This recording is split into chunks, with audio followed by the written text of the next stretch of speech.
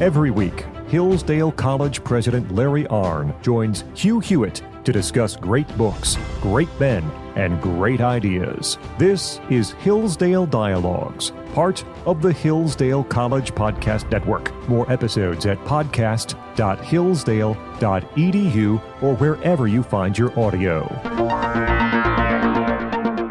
Good morning, glory, and evening grace, America. It's Friday. That means the Hillsdale Dialogue is here. Dr. Arnn is not, but we are lucky to have Dr. Wilfred McClay. Dr. McClay is the author of this magnificent American history text, Land of Hope, which I am using in my con law class for the first time in 27 years of teaching constitutional law. Hello, Dr. McClay. How are you? Hello, I'm just fine, and I'm delighted to hear about your using my book in your classes. That's wonderful. You know, the reason I'm going to come back around to this, is because the Supreme Court, in recent decisions, including the Dobbs case, the gun case Bruin, including the Kennedy case, they've all fallen back on American history and tradition. And I don't find that a lot of law students know much American history and tradition. Are you surprised by that?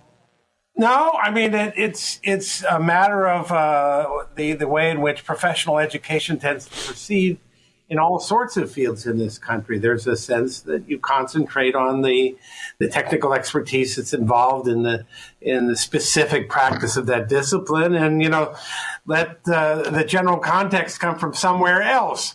High school, maybe, but it doesn't come because people don't have it from high school. Well, tell me how well Land of Hope is doing, because I asked Dr. Arnn when he was not going to be here if he could make you available, because I want other schools, colleges, law schools, and especially high schools and AP to adopt Land of Hope. And I think it actually could be used by any student. How is it doing in the public and private schools?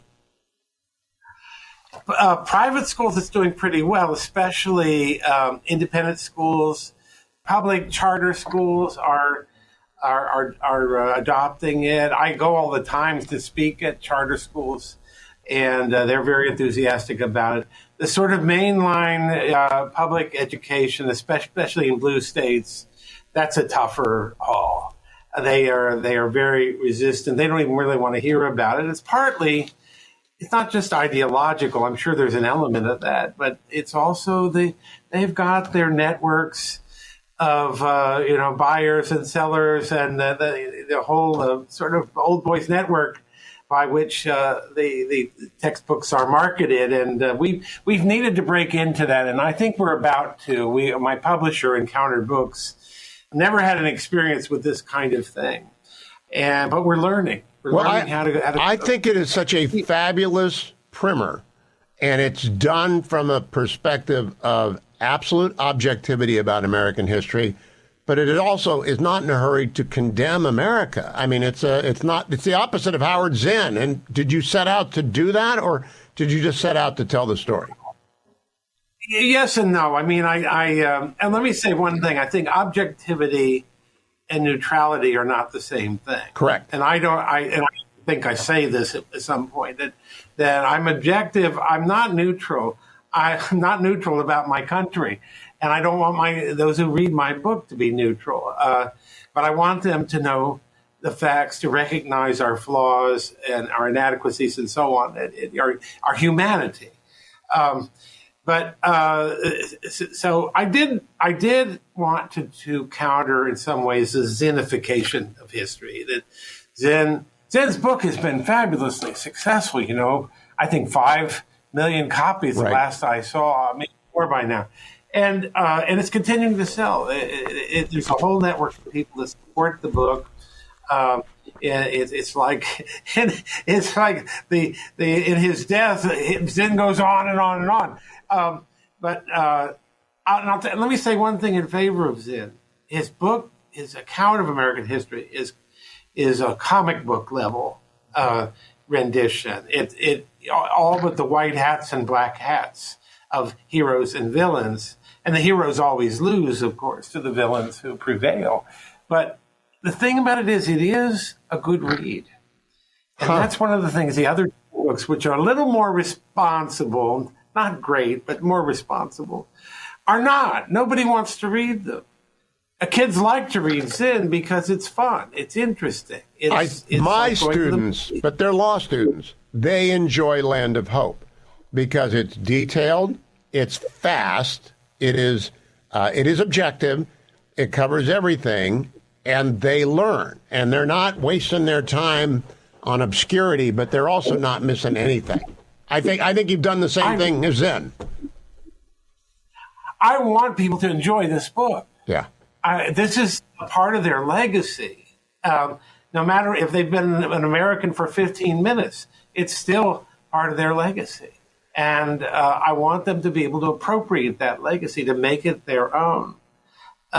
So to make it as broccoli as possible, if I may use that term, is not my objective. I often, when I sign books, I say, I hope you enjoy this book.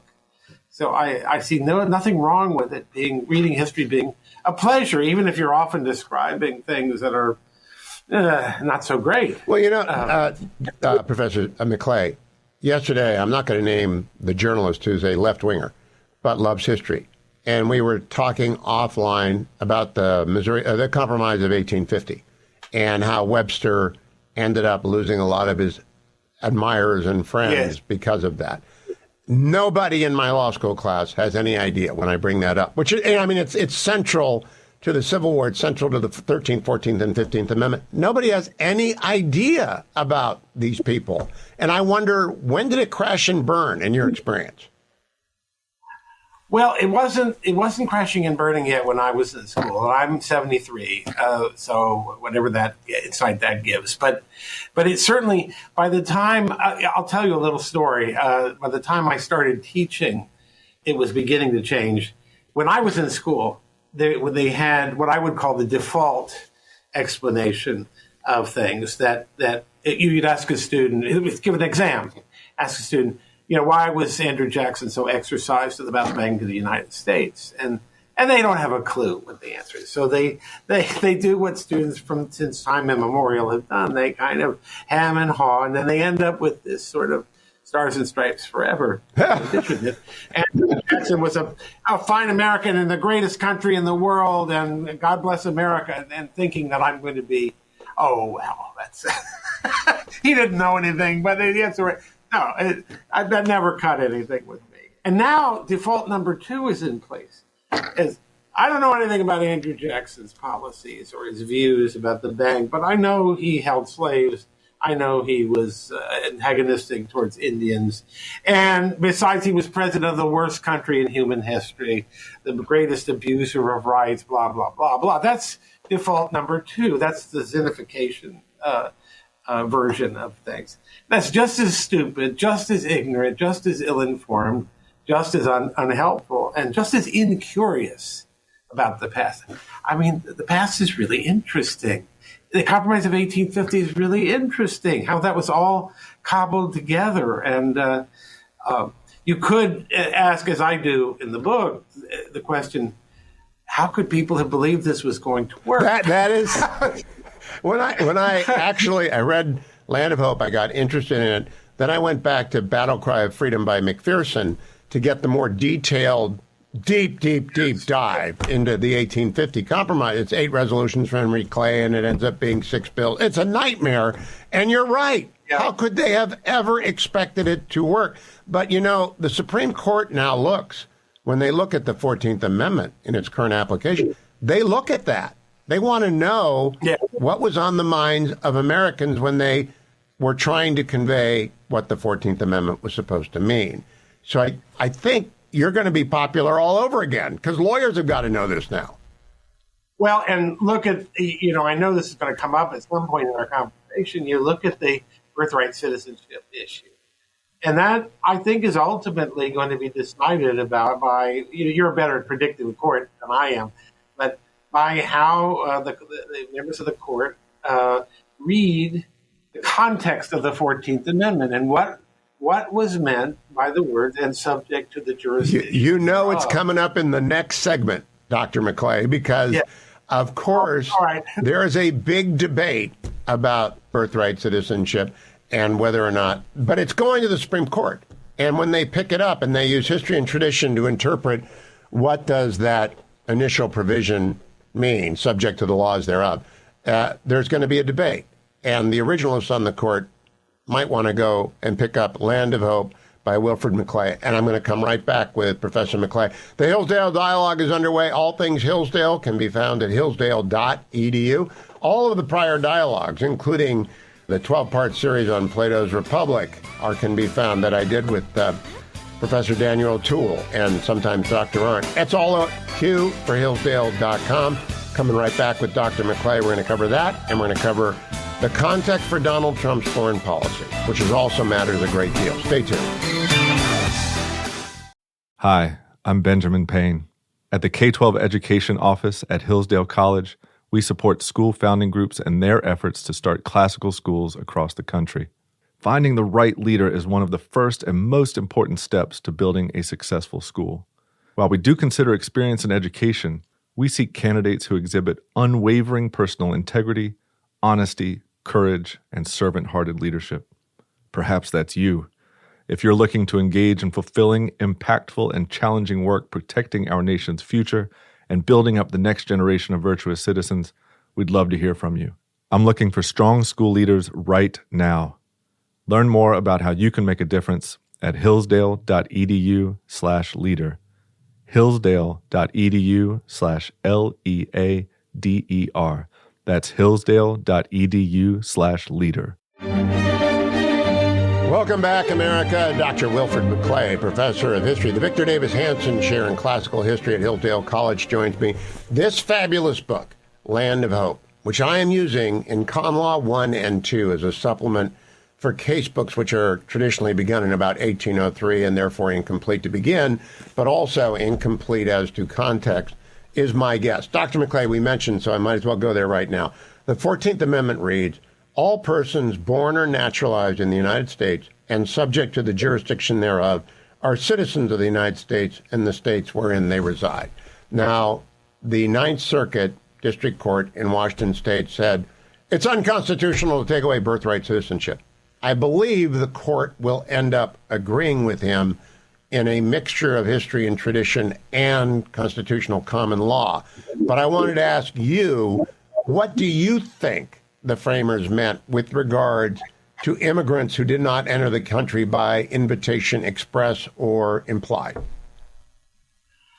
Well, I think they were really thinking about the emancipated slaves. That was their principal focus in those words.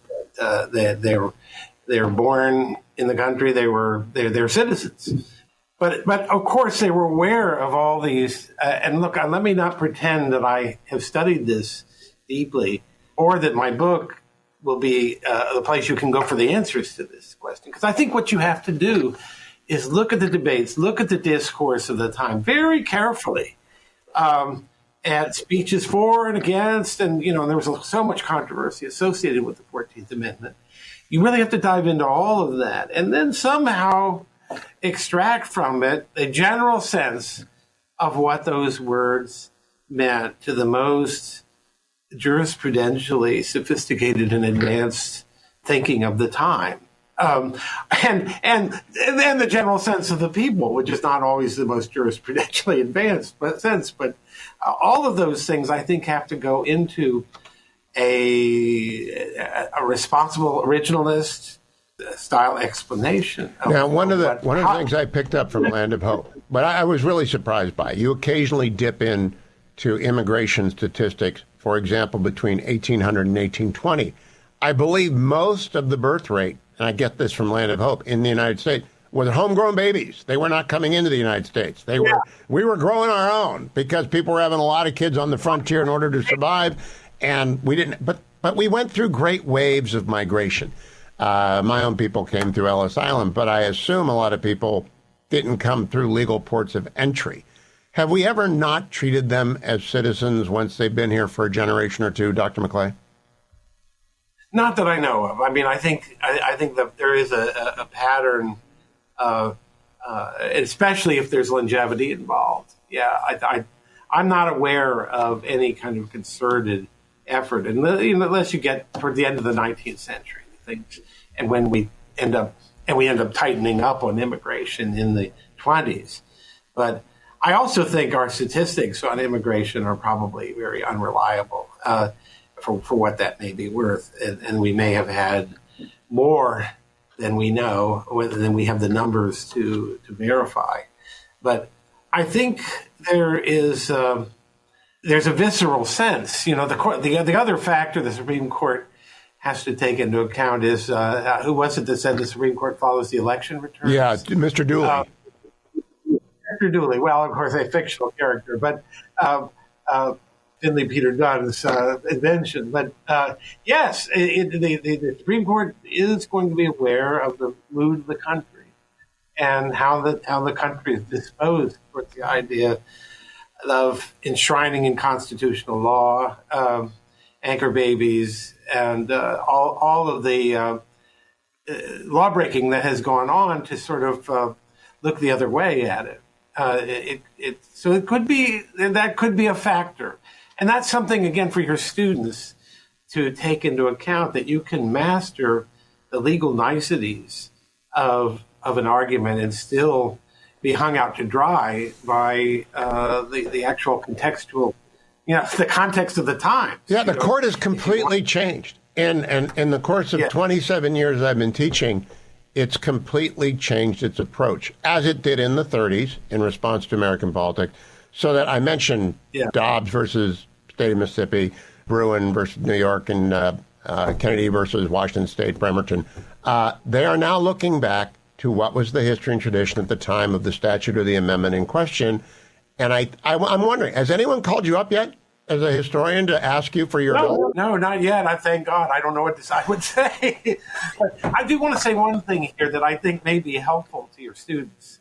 That it may be not, but I think the law is one of the funny things about the law, and I'm not a lawyer, and I haven't even stayed at a Holiday Inn Express lately, but the law has both a prescriptive and descriptive aspect. And that is, the law is a rule book for human behavior. And, of course, it's great debate among legal scholars whether the law should be a moral preceptor or not.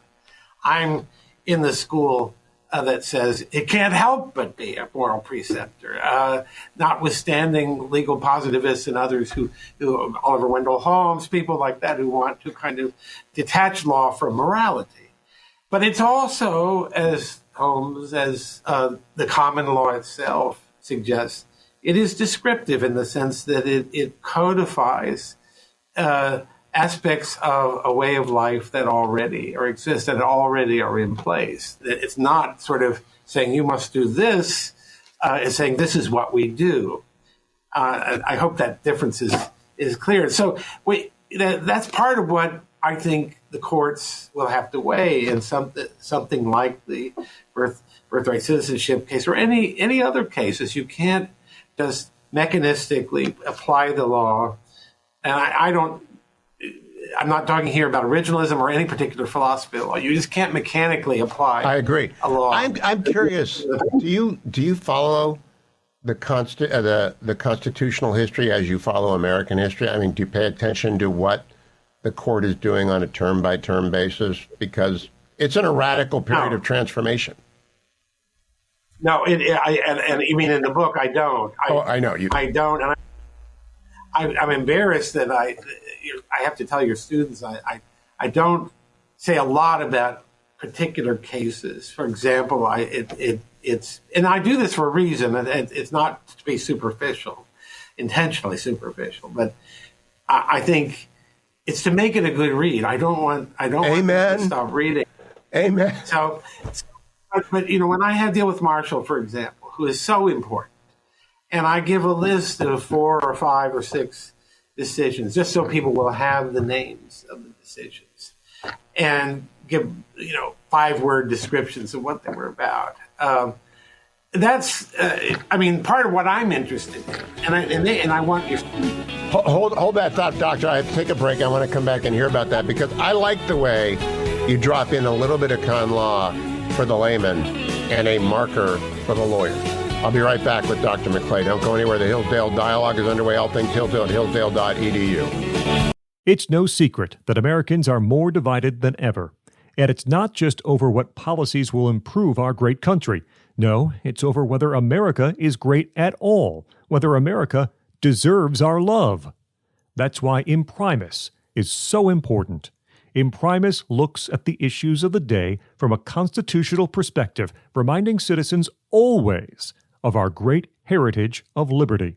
For more than 50 years, Imprimis has featured speeches from the smartest conservative thinkers and writers at Hillsdale events. These days, Hillsdale publishes people like Molly Hemingway, Andy Puzder, Harmeet Dillon, and Chris Rufo. Over 6.4 million American households and businesses receive Imprimis absolutely free. And I urge you to sign up for it today at no charge. To get your free lifetime subscription, go to hillsdale.edu/lifetime right now. Or text the word Imprimis to 71844 and we'll send you a link to sign up for your free lifetime subscription. That's IMPRIMIS to 71844. Welcome back, America. Hugh Hewitt with Dr. Wilfred McClay. Professor McClay authored this book, Land of Hope, which I hope you will go out and get for yourself, for your kids, for your grandkids, and for the teachers in your life, because it's a magnificent read about American history. We went to break, Dr. McClay, and you were mentioning, what I like about Land of Hope is I've got a big con law text. I've got a small con law text. I don't expect you to do con law, but I like that you put Marshall into the story in the way that you did, and I appreciate you did it that way. Absolutely essential, and I think one of the points I try to make is that even with Marbury versus Madison, one of the points that's being made there is the Constitution is real law.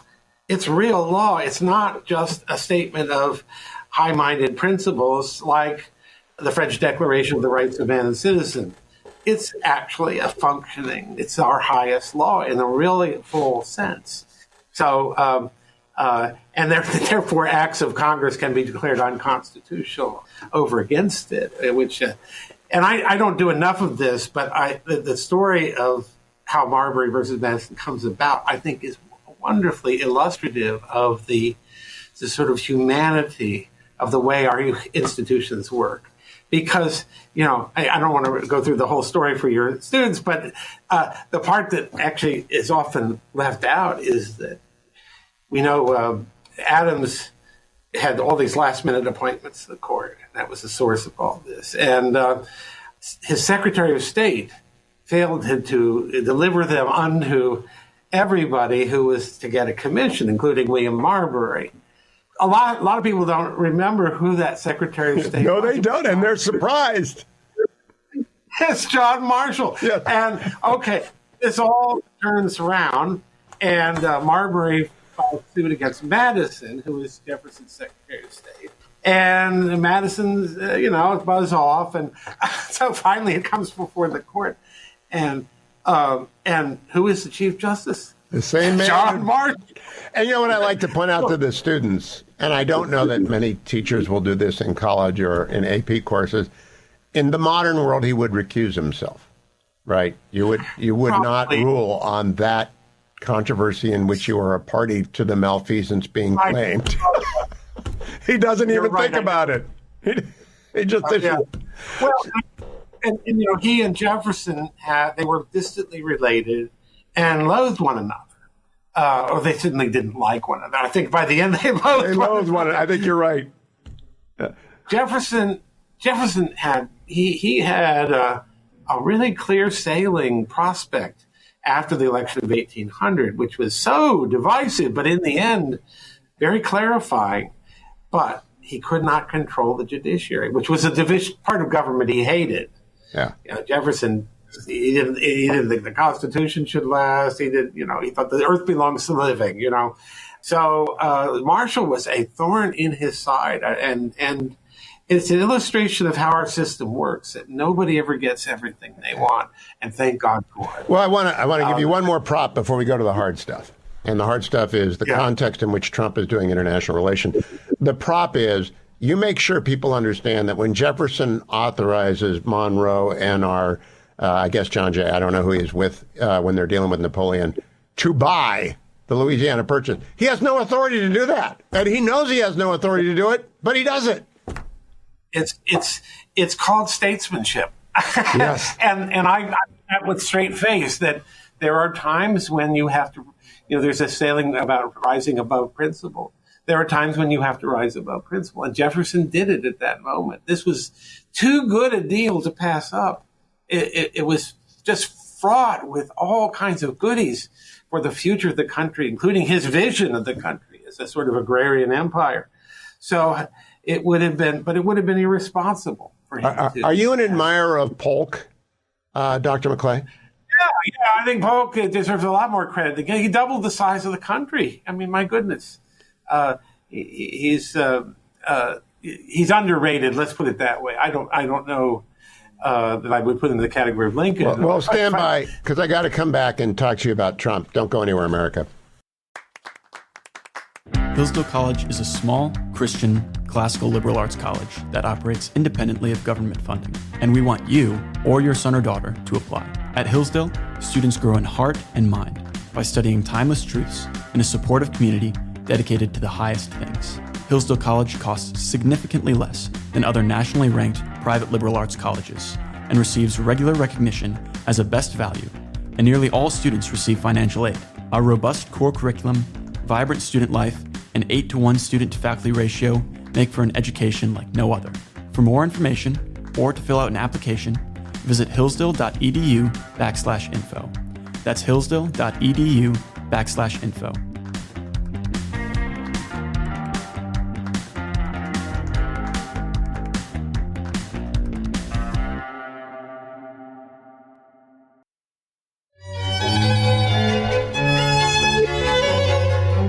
I am back on the Hillsdale Dialogue on the Hugh Hewitt Show with Professor Wilfred McClay, whose magnificent book, Land of Hope, should be on every bookshelf, certainly on every bookshelf of a lawyer who wants to at least get familiar with what's going on at the court right now.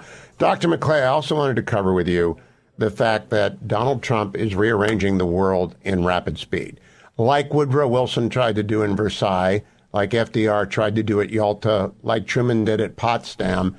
And I think there's a lack of humility in the members of the media, and that would include me, about opining about what we don't know about. Do you sense that there's a lack of caution in opining about what Trump is up to right now? Well, everybody's very confused. I mean, in the media, I'm a little confused myself, and he's thrown so many. It has been a shock and awe thing. It's been very successful in that regard. They don't know what to do. So I think on the other hand, you made the Wilson comparison. Wilson was never. Wilson could be devious for sure, but we did have the 14 points. We did have a programmatic laying out of this is what I want to accomplish, and of course he failed in Paris. He was not successful. He came away with nothing but the League of Nations, and then failed at home to get the treaty ratified. And I think it was his own fault. We can talk about that another time. But he has laid that out. Trump, people don't. What is he up to? Why did he speak so harshly about Zelensky the other day? I have a theory about it, but it's probably no better than anybody else's. I'd like to hear it. I think the idolization of Zelensky, I think is in the Western world is way out of hand. I favor Ukraine over Russia in this. I want to make that very clear. Anybody's contempt for Vladimir Putin, I can match it and exceed it. This is not out of any Putin-esque, although that's part of the problem is that if you're critical of Zelensky for canceling elections and for closing down the Orthodox Church, the Ukrainian Orthodox Church, you're being a stooge of Putin. And I really object to that. We can't have a reasonable discussion about that. So I think Trump, often goes way further than any reasonable person would go in order to get. It's kind of an Overton window thing. He's clearing space for a more moderate gesture. And what he wants to do is to take Zelensky down a few notches so that he will be open to concessions that he almost certainly is going to have to make. So, Doctor, about Trump. I grew up in the school of Nixon. So I went to work for Nixon in 1978 and spent 2 years working for him. He went to deal with Mao, the greatest murderer of the 20th century, by a lot. I think he wins by a lot. And it's all handshakes and smiles, right? Have we lost? Yeah. Are we guileless about how the world works now? Because Trump met with Netanyahu, with the new prime minister of Japan, with the prime minister of India, in that order, which to me tells me the order of his priorities at the same time that he's sending shuttle diplomacies all over the world. He's got the vice president in Europe and General Kellogg in Ukraine. He's got Rubio and Waltz and Witkoff in Saudi Arabia with Russia. I just think he's doing what Nixon did, maybe loudly, with more volume. Yeah, that seems likely to me. I think shuttle diplomacy is it's a great moment to revive that term, because I think that's what, you talk to one party independently of talking to the other party, and back and forth, and you begin to make progress and begin to establish some common ground. I think that's a very good approach to this particular situation. And I think he feels the need to bring the temperature down with Zelensky, and so I trust that he had something in mind other than just having a fit of pique in saying the things. Well, people who hate him say that, but I think he's way too smart. He's just way too smart. So I want to ask you about your understanding of a crisis. Go ahead, Doctor. The Nixonian thing. I just had one other thought: is that there's this interesting exchange between Vice President Vance and Neil Ferguson. Oh, I said yes. Well, but Vance is very harsh. He says, that's a bunch of I forget the term, but moralistic nonsense, gaseousness. Yeah, moralistic nonsense. And I think that's in a way he's saying there were a lot of people who objected to Nixon going to China. I can vaguely remember that. And on moral grounds, and they were not wrong. But they were wrong in terms of effective diplomacy. In 1972, not today, but in 1972. And I'm still uncomfortable with some of the compromises we've made that we still are being asked to abide by about the treatment of Taiwan as if it is not an independent country. This continues to bother me. But diplomacy that's what diplomacy is about. Kissing your sister is the exciting moment. You don't get everything you want. Yeah. So I'm sorry I interrupted you, but I just wanted to get that Nixon. I'll ask the question, then I'll have you answer it in our last segment, which is only 3 minutes. There is a phrase that is current among the media right now, that we are in a constitutional crisis, or the verge of a constitutional crisis, or it's begun. I think it's hoo-ha. I'd like you to think, and when we come back from break, perhaps expand on what that means to you as a professor of history, because it's different than what it means to me as a law professor. And when the media throws it around, it's simply a way to beat Trump up and alarm left-wing audiences that are watching MSNBC. I don't think it's useful. I don't think it's accurate. But I'd like you, the historian, to tell me, the lawyer, what you think a constitutional crisis is and whether we are in one or not. Don't go anywhere, America. I'll be right back. We'll get the last 3 minutes of Dr. McClay right after this. Welcome back, America. I'm Hugh Hewitt. I'll be back with Dr. Arnn next week with my early life, Winston Churchill's autobiography of his first 30 years. But Dr. McClay is with me today. Land of Hope is his book. It's a fabulous book. Doctor, I set you up to answer the question, what do you consider to be a constitutional crisis? Well, I'm with you on the hoo-ha part. I mean, let me do my historical explication of hoo-ha. Our Constitution is designed for conflict. I say this to shock students, how do you know the Constitution is working? Because conflict is going on.